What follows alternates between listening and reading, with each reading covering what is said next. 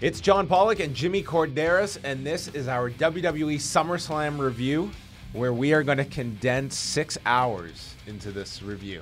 It's going to be hard, but at least somebody's condensing something. Well, let's attack the length of this show first off, Jimmy. They did this for WrestleMania, where that turned into a 6 hour and 40-minute show, I want to say. This one clocked in at right around 6 hours. The difference being this one you knew going in was going to be this length. WrestleMania, we got the pay-per-view overrun era beginning. Right. I really feel 6 hours is just too long, even for your major shows. And it's to the detriment. I think the show suffers because of the length. I don't think it's fair to the guys that are going on that late. And granted, you can say that, that's your job. Get over with that audience. But it's just too long of a show to me. And this, as a 4-hour package, I think becomes a much better show. Oh, yeah, I totally agree. And the tough thing is, like you said, is keeping the fans' attention. And you can have the greatest match in the world, but once you're 5 hours into watching something, I don't care how much of a fan you are, you're not going to get the desired reaction that you want. People are going to be burnt out from a ton of stuff that they're going to see ahead of that. So, I think it's about time. I get the experiment. It was tried. WrestleMania was way overboard.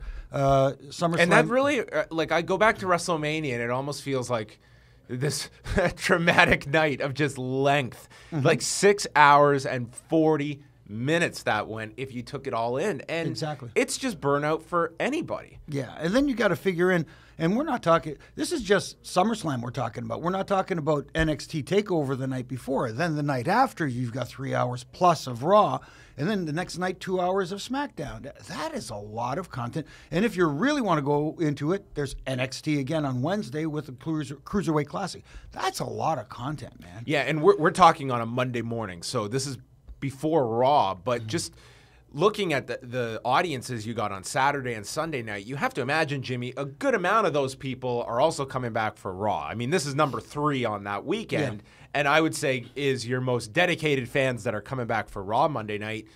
Because of that, do you expect better reactions on Raw Monday night, or do you sense it's going to be a burnt-out crowd after all they've seen that weekend? I think it's going to be a little bit of column A and a little bit of column B. I think you're going to get some interesting reactions. I think, like you said, because of the burnout and because of what happened over the weekend and the drastic differences between the two shows that they may have attended, there may be a little bit of a negative reaction, so to speak, from the crowd with certain stuff that will happen tonight. We don't know yet, but I'm just assuming that we live in an era where everybody's going to complain no matter what anyway. So, and it is Brooklyn, so Brooklyn, that's what they do.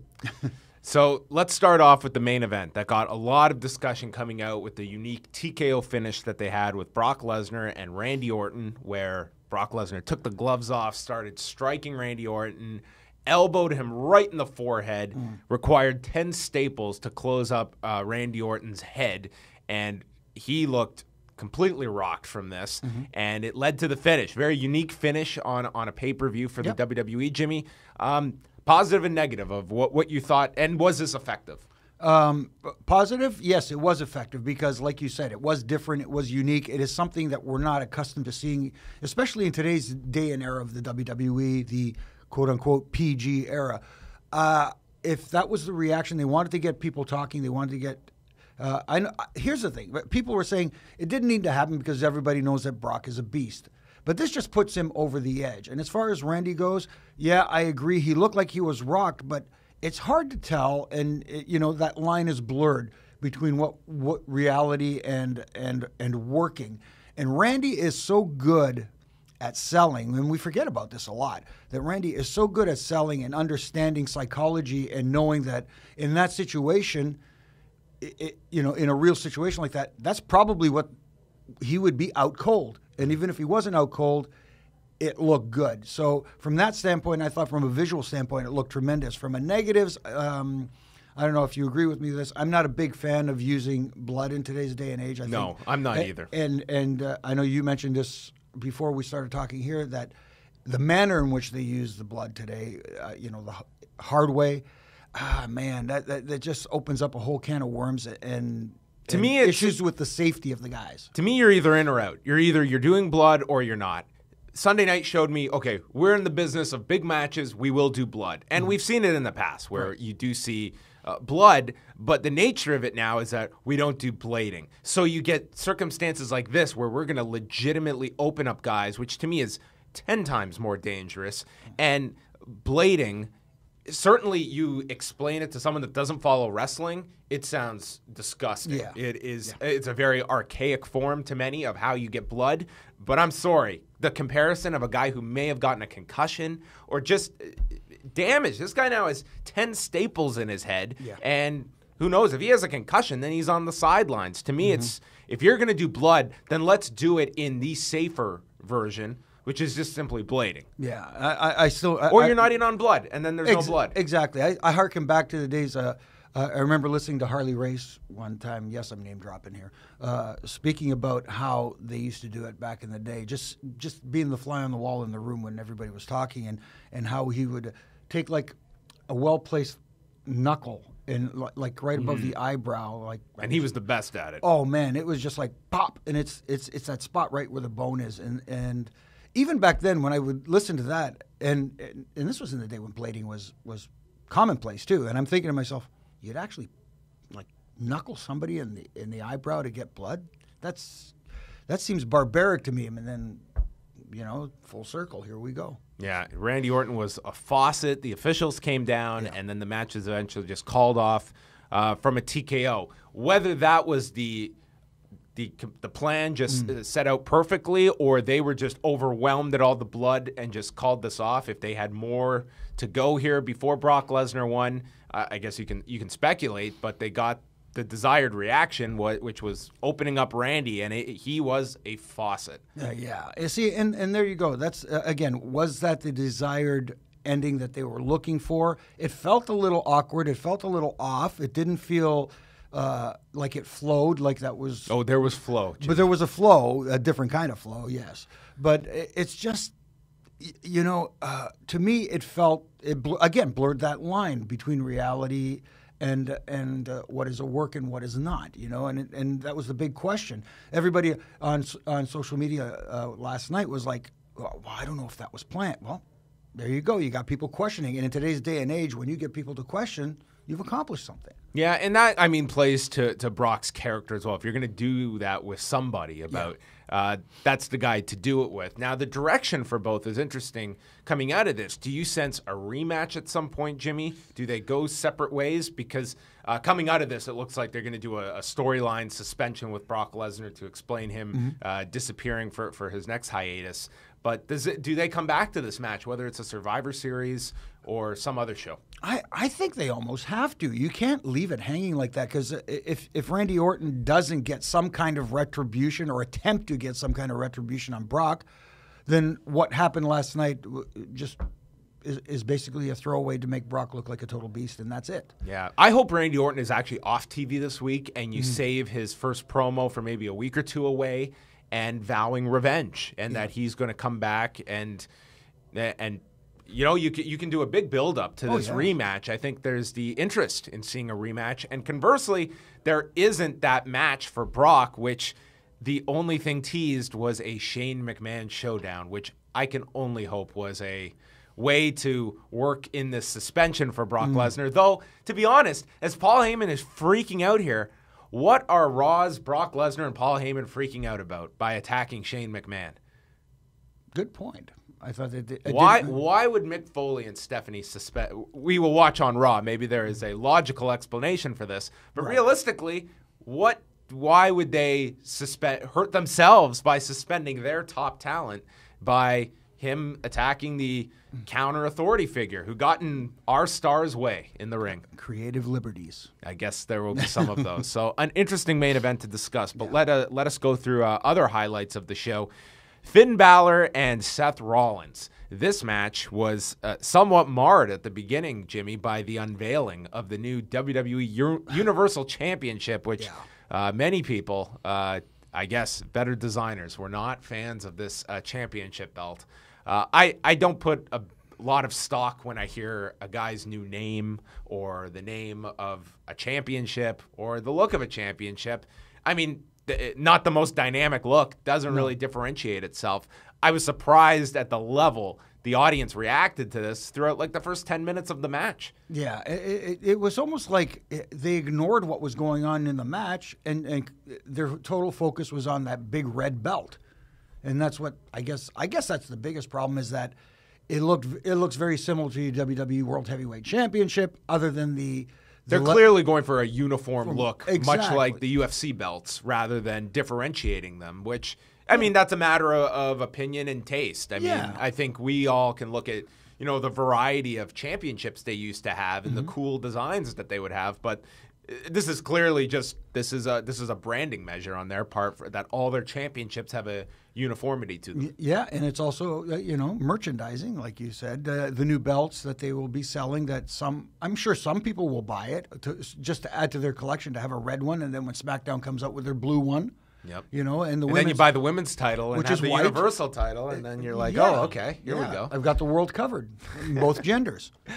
The match itself, I thought they did overcome that early portion from the crowd. I thought they had a very good match. Finn Balor won, which was the right outcome. Do you question having that demon character introduced on the Raw prior?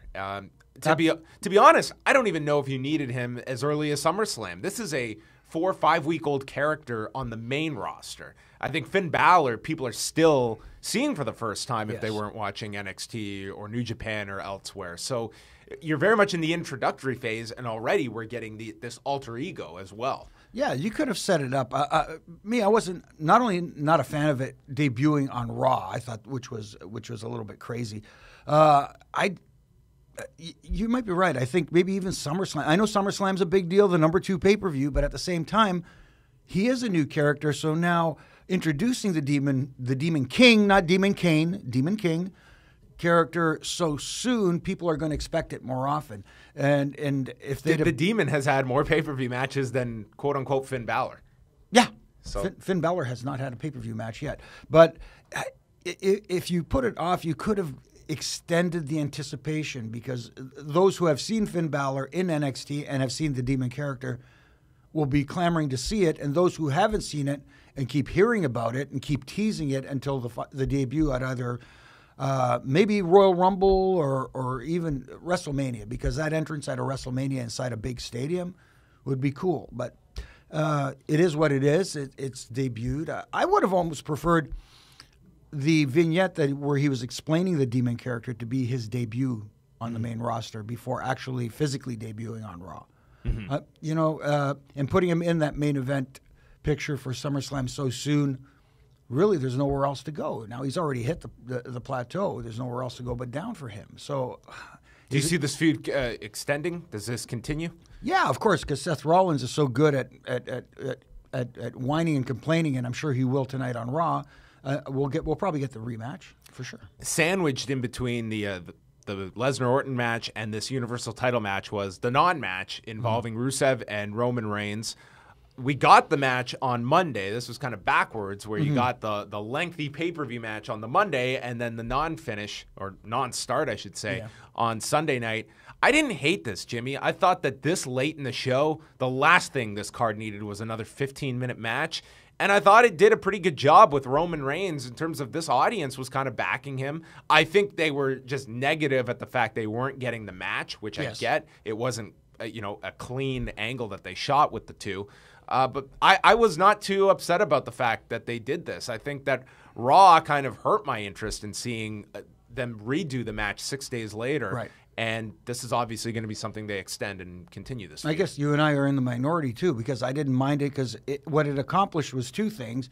It would have been tough to top that match that they had on Monday night on Raw. I thought they had a really good match on Monday night. So to equal that or surpass it on Sunday would have been difficult, especially in that hostile environment. And you had an anti-Roman Reigns crowd going in Brooklyn, which was expected, and he managed to use this angle, so to speak, to kind of turn them and show them a different side and show that that aggressive Roman Reigns that This was similar. This wasn't at the same level as what they did Triple H one at TLC, Yeah. where that was, to me, the highlight. It was Roman Reigns just destroying Triple H around ringside and the crowd loving it. And I think you tapped into that here with Roman in Brooklyn. So that feud looks to continue. On the SmackDown side, Dean Ambrose beats Dolph Ziggler clean. I thought this was a very underwhelming match, and this crowd was dead for this one. This was after John Cena and AJ Styles, which we will talk about, many people's high point of the show, and certainly the crowd's high point, and then these matches were all following it. I thought this one suffered the most, and on top of that, the story going into this was Dolph Ziggler. This was his big night. This was the biggest moment of his career, getting that last chance at the title, and cutting that promo on SmackDown that when you think you have me beat, I'm going to dig down and pull out that move.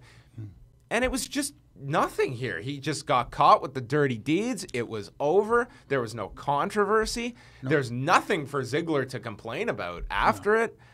I just felt this was... I was underwhelmed because they had really, to me, built Ziggler up, and I thought the build was good for this match. I thought so, too, and underwhelmed is definitely a good point. I had really, really high expectations for this one, considering the two guys involved. Maybe we'll find out later that Dolph was lazy going into this one. Yeah, that was a jab. But anyways, I don't understand it. Maybe this leads to Dolph Ziggler. Dolph Ziggler does need a change of some kind because the show off, the showstopper thing, I think is that ship has sailed, and it sailed a long time ago. So maybe this is a way to transform him. I'd like to see him be a completely different Dolph Ziggler from what we've seen before. Maybe cut his hair and just become a character that goes into a deep, dark place and becomes just a nasty individual. No longer will he be the showstopper. Not an evil caddy, though, or something. No. But instead of the showstopper, he'll be the show ender or something like that. He's going to stop being flashy and just beat people up. It's a salvageable way that he goes from the guy that everything about him was for the fans, and they turned on him, and now nothing is for the fans. He's a selfish character.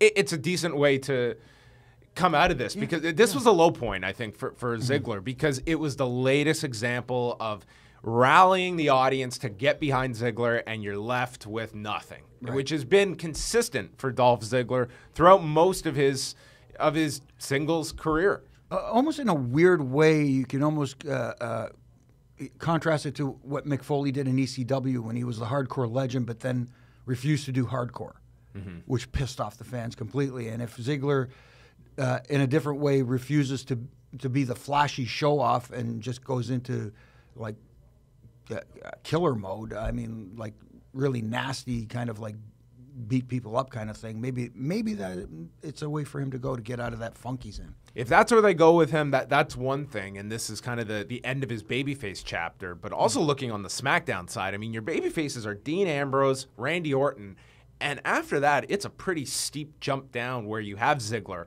Apollo Crews, who we'll talk about. I mean, the heel and babyface side on SmackDown, it's not the greatest, but I think their heel end coming out of SummerSlam was much stronger than it was going in, which leads us to the John Cena AJ Styles match. They went 23 minutes. Really an incredible match, Jimmy. This crowd, and on very early in the show, which is notable because I think the crowd was spent after this match. You got tons of near falls, pretty much every move out of the book from these two, including the Super AA that Styles kicked out of. He finally ended up winning after a Styles clash, which Cena had kicked out of earlier. And then afterwards, Cena left in the ring, leaves his armband in the ring, and then walks off. So it seems like, at least for the foreseeable future, this was John Cena's send-off, as he does have that second season of American Grit to film and probably a dozen other projects. But AJ won completely clean, which was the right finish if John Cena is taking a hiatus, and you got a really solid heel in AJ Styles. You already had it in him, but he needed this win. Absolutely, and it was the right finish. Even if John Cena wasn't taking some time off, this was the right decision. And AJ Styles, I've always known how good he was, but since arriving in the WWE and now advancing his character in a heel fashion and being able to articulate now as a heel, he's even better than I thought he was. You know what I mean? Now he's the complete package. The one thing that was I wouldn't say a knock, but one of the maybe things that people were concerned about with AJ Styles was his ability on the microphone, and we didn't get to see that a lot when he was in TNA and other places. But now that he's able to really get on the mic, and he's really grasped that and become an excellent heel, even and getting good heel reactions against a guy like John Cena. And he's been handicapped too, Jimmy, by the fact that he's been two of the best things that he works off of are Carl Anderson and Luke Gallows, and he's been stripped of those two. And you just, in that one isolated scene they had backstage, I mean, just the chemistry involving those three. Yeah. I really didn't want to see them break up, but that said, I mean, the two acts to me are still doing well, even apart from one another. Right, and like you said, John Cena.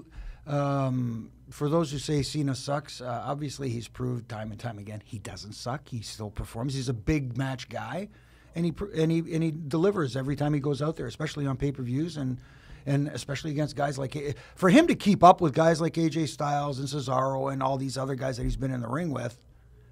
Speaks volumes, and I like the little touch of leaving the armband there because it leaves a question. You know, the armband does say never give up. Now it's for the John Cena fans out there, has John Cena given up? Mm-hmm. And that can be something you dangle out there for a while. I wonder if we'll even see John Cena until Mania season, if it's going to be an extended leave, and how much of a full-time schedule, if any, can we expect from John Cena? I mean, is he going to be just doing sporadic shows? Is it going to be in and out? Because the outside projects are only going to multiply, I feel, Jimmy. I mean, he's going to be in high demand. I think that the ESPYs and the success of the roles he's had in different movies, like he's a real big deal at this point, and a project amongst many different production outlets out there that are looking to shop this guy around. And it wouldn't surprise me if he ends up getting his own kind of daytime show, his own kind of project on NBC, something like that, that is the end result of all of this stuff he's been doing. Well, he can thank The Rock, his former opponent and WrestleMania opponent, twice to that, because The Rock has kind of broken down that barrier, that wall that professional wrestlers are not. That Mr. Nanny didn't achieve. Yeah, exactly. Or Suburban Commando or whatever the hell that was. People in the wrestling industry can perform at a different entertainment venue and actually succeed. On a scale of 1 to 10, Jimmy, what was your cringe level as Charlotte lifted up Sasha on the corner turnbuckle and dropped her legs first onto the top rope, and then she folded like an accordion on her neck as she landed on the mat? I was just watching this. I didn't even know what she was trying to do. I was trying to figure it out. She was trying to drop her on the turnbuckle, but it didn't really seem like that. I didn't know what this was, but it did not end well. No, it didn't. From 1 to 10, it was a 12. I mean, fearful anytime somebody's falling and where your her legs, neck just folded. I know, and especially Sasha, who's had some injury issues in the past, and especially, and if I'm not mistaken, she did suffer a concussion a little while back as well. I don't know if it was ever 100% if it was a concussion or not. But but that was a speculation at least. But anything around the head, like we talk about, is scary. And I'm with you. I was trying to I didn't know whether she was trying to pick her up and do the fall away slam. That's what I thought at first, and it was maybe I was just like, did she just get her up wrong and then just went for some makeshift spot if it was a fall-away slam? But it was just so, I don't know if she was just trying to drop her on the top or what, but it just was just all over the place. And I mean, it could have ended a lot worse than it did. I mean, but she definitely landed very bad. And then they came back with Charlotte going for that razor's edge off the second turnbuckle into a Hurricane Rana, doing the Rey Mysterio spot. I mean, they had a very physical match, and by no means was this a bad match. I thought they were certainly they had to live up to the expectations that were so fresh in everyone's mind from just a few weeks back on television, which was an excellent match. I don't think this one was at that level. No. But They tried a lot of different stuff in this match. It was very physical. They got time. It was very early on in the show. It was the second match on the main card. And Charlotte wins, which surprised a lot of people that they flipped the title so quick. I thought so too. I thought if you know, again, the hot potato with the title, but then again, and of course, right afterwards, all the speculation going on. Everybody's, you know, oh my goodness, Sasha's been pulled for the next 33 days. She's going to join the list with Eva Marie and the rest of the gang that partied apparently in the same place before the test, or that everybody got popped for. But apparently, I don't know, depending on who you know, it's always rumors and speculation, but apparently who you believe, she's just dealing with some nagging injuries. Which could be the case. We don't know. Which I think we'll know one way or another by the end of TVs this week. Absolutely. So, again, wait and see. But, yeah, I think the match got hampered by that one spot. They did manage to get back into it and actually have a pretty good match. And, again, not only was the match a couple of weeks ago still fresh in people's mind, the match the night before, the ladies' match, was still fresh in people's mind, too. So, I guess a lot of fans tend to do the comparison between the two because they're so close together. And if you're going to try to enjoy a match for what it is, you can't have another match to compare it to in the back of your mind. Sometimes I'm guilty of it too, but if you're going to try to compare two matches, it doesn't work. We'll just go rapid fire here through a few other things. The Miz defeated Apollo Crews. It was really a television match, to be quite honest with you. Yeah. Apollo Crews is another one that, I mean, as we look at that babyface side on SmackDown, he just needs some development. Yeah. They've really taken for granted that this guy looks great, and in the ring, he's really fun to watch. But I couldn't tell you one thing about this guy if I'm watching him on the main roster. They just they called him up with no plan, and he's unfortunately bearing the burden of that. They've just put nothing into this guy. He's just somebody on the roster. Yeah, he's the one whose name sounds like Carl Weathers' character. That's all that we had going into this match. Exactly. He's one guy who could have benefited greatly from a few weeks of vignettes to introduce the character. And again, the other problem is he's too much of an old school babyface. He's almost like this generation's Bob Backlund. Oh gosh, golly gee, I'm going to do my best kind of thing. And that just doesn't fly today. Nikki Bella returned as the partner for Alexa Bliss and Natalya, beating Becky Lynch, Carmella, and Naomi. And Nikki Bella came back. It was weird. She came back, got the babyface reaction as a return is going to get, and then won the match with her new finish, the TKO, and later revealing that she is part of SmackDown. So out of that, Jimmy, it seemed to be the send-off that Bayley got at TakeOver opens the door completely for a main roster move for Bayley. Does this make it more likely that we could see Bayley going to Raw, or do you see a possibility of Bayley on SmackDown? I would have liked to see Bayley on SmackDown, but I think the Raw side needs a little bit of with Paige out for the next month and injured as well. Yeah, and we don't know what the deal is with Sasha Banks at this point. And also, I think that they probably want Bayley paired with Charlotte and Sasha on Raw because SmackDown has the volume of women. There's a lot of women on there on SmackDown that a lot of them, though, you're going to have to develop, and they're kind of learning on the job in the cases of Alexa Bliss, Carmella. It's a lot of the younger women as well. Yeah, they'll get it. But I like you said, I'd like to see Bayley on the Raw brand. And to me, out of all the females coming up from NXT, she, for me, has the ability to really, really connect with the audience. She's done it in NXT, and I think that can translate well. I just don't want it to be like, she just shows up all of a sudden on Raw and expect everybody to be on the Bayley train. You know what I mean? I would like to see a little bit of an introduction before she jumps in. I thought Finn Bálor, same sort of thing. When he first debuted in Atlanta, it was kind of a tepid reaction, in my opinion. Well, you're always going to get that debut pop of somebody that you know who they are. You've heard the name. You're aware of who they are. You're expected to react like that. The challenge is 5 weeks later when, okay, what is our investment in this character? Apollo Crews got a great reaction the night after WrestleMania when he came out, but transfer that over 5 weeks later. What do we really know about this guy? The vaudevillains. You can't just take for granted that These are acts in NXT that are going to instantly transfer over when you're seeing them so much more on the main roster. You're seeing them every single week. Whereas NXT, you might go a few weeks without seeing a particular character. And I think they do hammer home characters a lot better on NXT and give you that investment in them, especially from the onset. Then we also had on the kickoff show, we had Sheamus defeating Cesaro in their first match of their best-of-7 series as well. The 12-man tag won by the babyface team, and it looks like American Alpha Usos going in that direction. And I glossed over Kevin Owens and Chris Jericho defeating Enzo and Cass. If it was my call, Jimmy, I would keep these two as a tag team because it doesn't look like they have any plans singles-wise for them.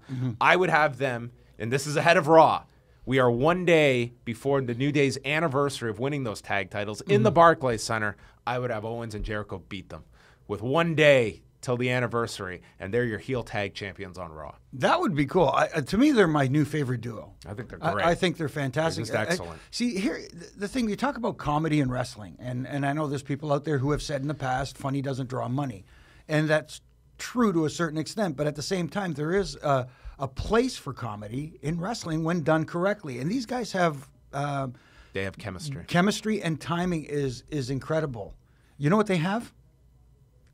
It. They do have it. They have it. I thought they were great. Even on the pre-show with Tom Phillips, I mean, just You great mean Ted? stuff. Yeah.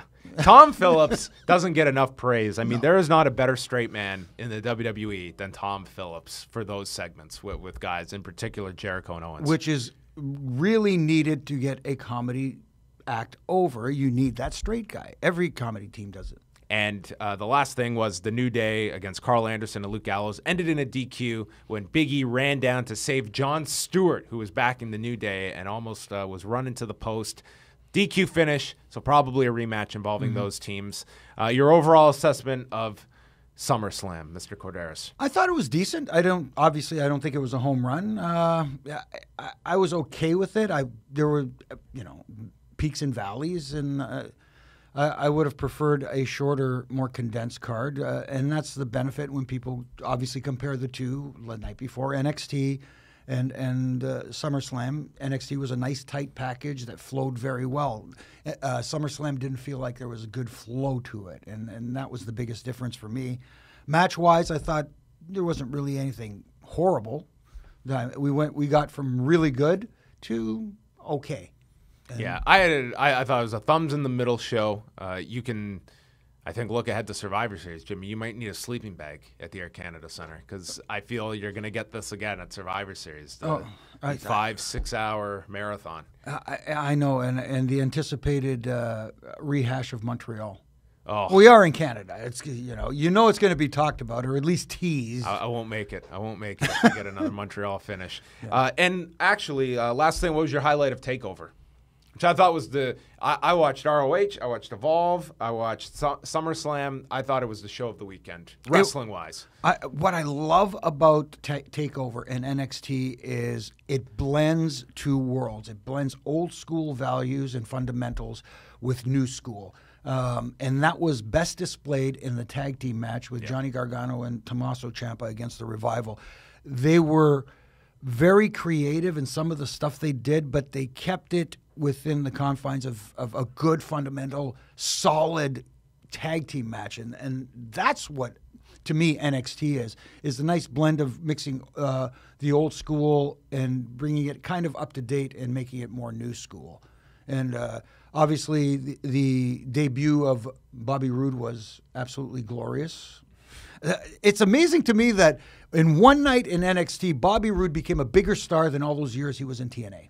Yeah, he was incredibly over on Saturday night in Brooklyn, as were many. So that is going to wrap things up for us, but it won't be too long until you hear from us again because the WWE is back in 3 weeks with Backlash with a SmackDown-specific pay-per-view coming your way. You can follow him at Jimmy Corderas on Twitter. I am Outlaw Radio, and we will chat with you next time.